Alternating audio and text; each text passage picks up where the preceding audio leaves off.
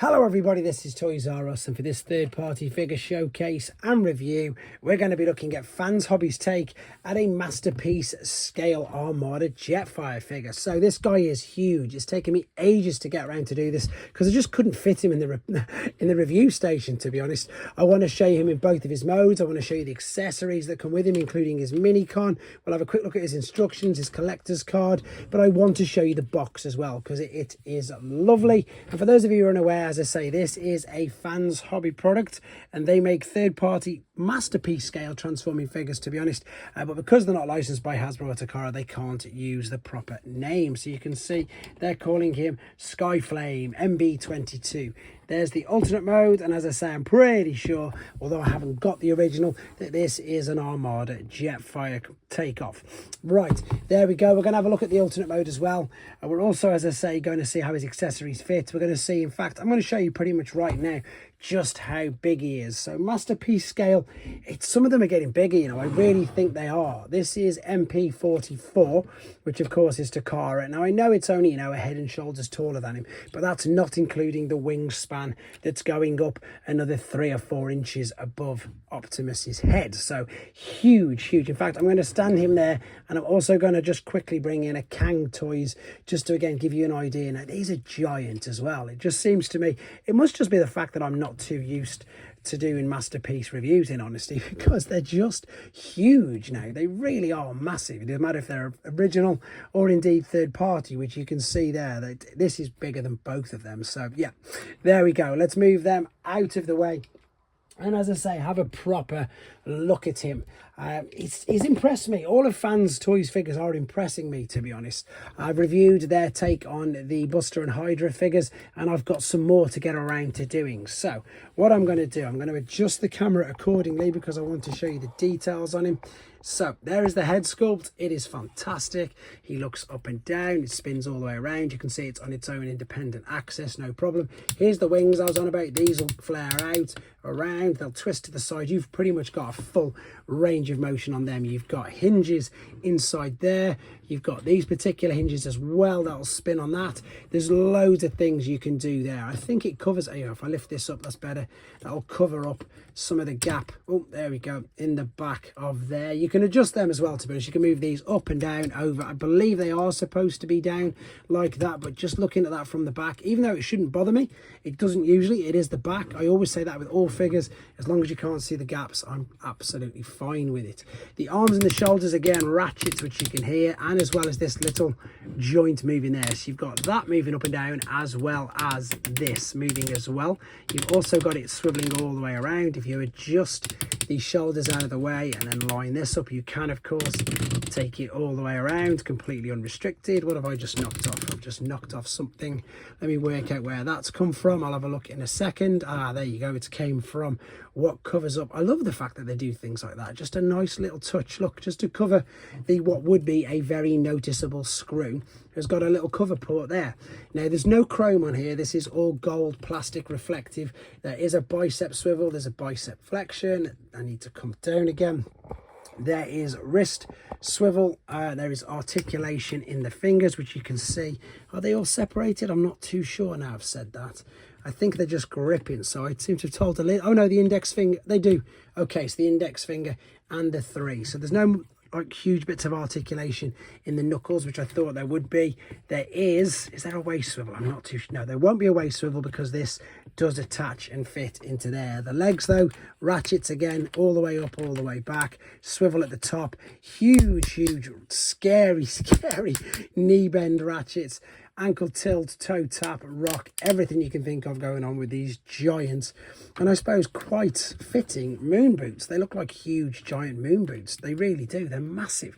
Right, let's have a look at some of his accessories. So we've got this here. This is his main weapon. This, you can light this up. It does come with a battery, but as I'm going to be giving this back to a subscriber, I'm not going to pop it in. I'm going to let them do that. So you can just pop the battery in there and this would light up.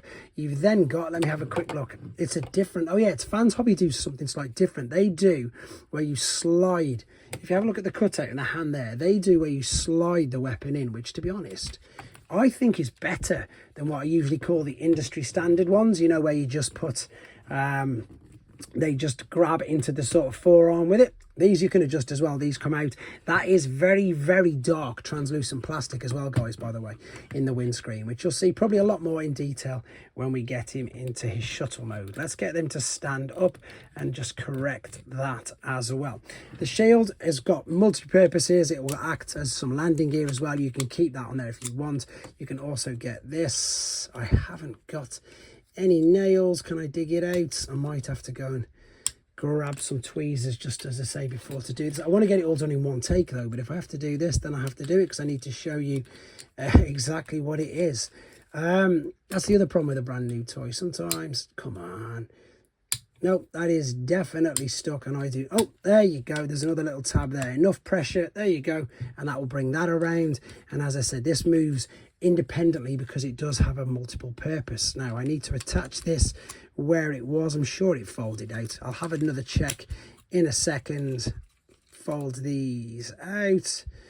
I'm sure it did. I will double check and come back to that. What I need to do though is get it in and act it just like a shield, which again, you've got the same slot to go in and over the hand, and this should slot. Yep, makes it so much easier with that slot, you know, it really does. Now, the only issue that I am finding, you can see there, is that sometimes it does bring the waste off. Not to the point where it's damaging it or just too much of a pain in the butt. I could be being heavy-handed as well, let's be honest. I imagine that it's much easier to attach everything when you're not reaching around in front of a camera trying to get everything to work. But you've got the idea there. Brilliant shield, brilliant, massive gun. Everything is huge on it. To be fair, I've just got the instructions here, and it doesn't look like they've gone with the shield folded out. No, they haven't. That's just folded up at the back. Yes, it's for later on when it's used as a ramp. The instructions aren't too bad, to be fair. The transformation process isn't too difficult. I should be getting a separate transformation tutorial up for you anyway. He's got this lovely collector's card as well, which you can see. And there you go. Again, it's just a complete rip-off of Takara Tomy, what they did years and years back. And he's also got this mini con as well, which doubles up. The reason I'm keeping him in this mode for now is because he doubles up as a landing gear. And then when we've got him from the landing gear, I'm going to show you how he transforms into his robot mode. But to be fair, there's not much more to show you. I suppose I can give you an idea of how big he is if you collect mainline figures. There's a G1 Optimus Prime. I do need to show you some of the more details on the back. Sorry, down near towards the legs, to be honest. That's a leader class overcharge. This guy's huge, as I say. This is, I suppose, what Masterpiece has come to now. Masterpiece, apart from the train bots by Takara, they were quite small, to be honest. Let's bring this down. Let's have a look at his feet. There we go. So again, as I say, it's not chrome. It is the silver. These are translucent. There's huge amounts of rock there. There's loads of detail. There's no real gaps apart from the ones that I showed you at the back, which are completely hidden over by all of what's going on, as I say, at the front with all the wings, etc. It's a pretty stunning figure, to be fair, and it's, as I say, I'm hoping I'm doing him a bit of justice, even though I am learning about these particular figures as I go along as well. So you guys need to let me know if I miss anything out, because, as I say, fans, hobby and third-party Masterpiece especially, they aren't my forte, and I'll be the first to admit that. But anyway, guys, there he is. Let's have a look at him in his alternate mode, which is equally as impressive. Okay, we're back for the final time, and as you can see, we've got him in his just as impressive looking alternate mode, and again, it just fits onto this sort of review station. It is massive, and I've already attached both of the landing gear, to be fair, which again I have to thank and give a big props to Fans Hobbies instructions. And I know it sounds really silly, but it does show this in the instructions. And again, if you're a mainline collector like myself, you know, normal figures, sort of Generation, Studio Series, it pretty much shows you everything in the instructions. But lots of third-party figures just don't, for whatever reason it is. I've no idea, but with Fans Hobby, thankfully they do. So you can see we've got the mini con at the front, and indeed what was the shield at the back, and it is exactly that. It's your landing gear, so it looks really good. It holds on to him. It's very, very clever indeed. This, of course, was the giant gun that slots in no problem whatsoever. Hopefully you can sort of make out now that that is like a real dark, as I said, translucent red plastic. It's a little bit more noticeable for me because I've got the light shining through, but I want to just, I suppose, yeah, let you know that it is, and it's not just painted plastic. So I'm going to try and give you an idea of size of this, but again, unfortunately, I don't have many Masterpiece figures, but this will make you laugh. because there is one of your masterpiece Takara train bots, which is it's tiny compared to it. It really is absolutely tiny. I've got a few mainline figures which might help, but probably won't, to be fair, but I'm just going to do it anyway. So there's your Voyager class Starscream figure. I've got a G1 Sky Hyper, which is the Japanese version of Sky Hopper. And again, just because of the same colour scheme, I thought I'd put them two in. So really, really big, to be honest. Just the last couple again.